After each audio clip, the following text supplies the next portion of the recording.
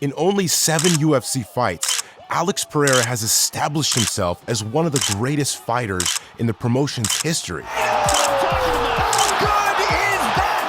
By bagging 2 belts and beating 4 world champions, with a 5th world champ lined up for UFC 300. That guy is Jamal Hill. I'm talking about striking. Oh, you gonna knock him out? Yeah, bro. Here's why Alex Pereira should be scared of Mr. Sweet Dreams. Pereira's rise to the top of the UFC middleweight and light heavyweight divisions has been unbelievable. In only his 3rd fight, he knocked out Sean Strickland. Hats off to Alex. He's a killer. Thanked all my coaches. Saw we're gonna get the win. It's depressing. I'm gonna go fucking be sad for a while. In his 4th, he won the middleweight belt by knocking out Israel Adesanya. The 5th round, I was up, and he hurt my perineal nerve, so that's why my footwork wasn't as sharp as I wanted it to be. So I was trying to find ways to get off the fence, but my feet kept on dragging. My left foot kept on dragging, and that's why I tripped that one time as well. It was really annoying, but yeah, it is what it is, but I'm still here. I'm leaving. In his 6th, he made a successful start to his light heavyweight career against a former champion. He was good. He was, tough and stuff like this, but nothing what I don't feel before, Yeah. Maybe if I will believe more in my stand-up, I will win this fight before time, but... And in his 7th, he stopped the scariest dude in the division to win the vacant 205-pound belt. Hello, everyone. I just want to say to all of you, thank you for your support. This is for me just a motivation, nothing else. All of that has happened because of favorable matchmaking as well as Pereira's kickboxing skill set, which is far superior to everybody he's facing in the UFC, bar Adesanya. He is one of the finest kickboxers in the world with hands of stone, like a massive dude. A tall and muscular beast, Pereira is a master counter-striker who understands range and distance very well, and who knows how to slowly up the ante, put his opponent in tough spots, and then land his most vicious weapon. And the reason why Pereira has been so efficient against each of his past opponents is that he has had advantages over them in various areas. Against Strickland, for instance, Pereira had the edge as far as technicality, size, and power are concerned. Against Adesanya, Pereira had the edge as far as size and power are concerned. Against Blachowicz, Pereira had success due to his technicality and his knowledge of range and distance. And against Prochazka, he had the edge as far as technicality and precision are concerned. Does he hold the same advantages against Jamal Hill? Yeah, 100%. I see myself as superior everywhere. I see myself as a superior striker, as a superior grappler, a superior clinch worker, as a superior thinker, as everywhere. I'm superior to him in everywhere in this game. And I'm gonna show the levels to that. Now, Pereira employs a stalking style, which often invites trades from his opponents. The Brazilian's kicking arsenal includes a variety of techniques, with his calf kicks proving to be particularly devastating, which we saw in his recent fight against Prochazka, who had his legs chopped down like timber in the first round at UFC 295. In round 2, Prochazka's movement was badly compromised, and he was forced to make big lunges forward to land something.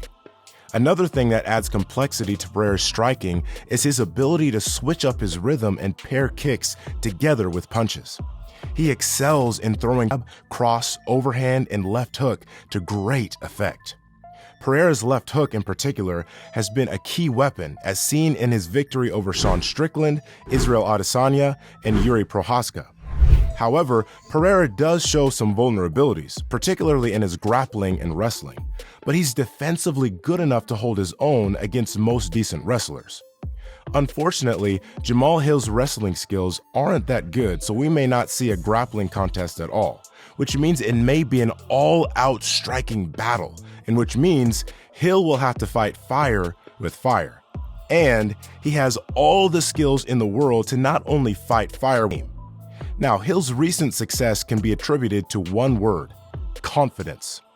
Currently riding a 4-fight winning streak with 3 knockouts, Hill believes he's the toughest fighter out there, and his performances in the octagon reflect that belief.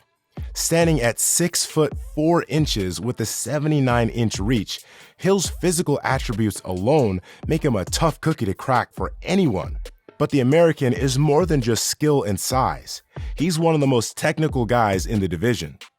In his bout against Ovince St. Preux, Hill demonstrated his tactical acumen time and again by positioning himself to line up his devastating left hand while evading St. Preux's power shots. Hill also effectively targeted the midsection, slipping his head off the center line to make himself a difficult target while setting up combinations. Keeping his head off the center line may come in handy against a striker of Pereira's caliber, who is always headhunting. A noteworthy aspect of Hill's game is his ability to answer every kick from his opponents. Against St. Preux, he consistently responded to kicks with punches, preventing his opponent from gaining momentum. He's particularly good at timing his shots to counter his opponent's kicks, and that's what he needs to do against Pereira, who is a heavy calf kicker.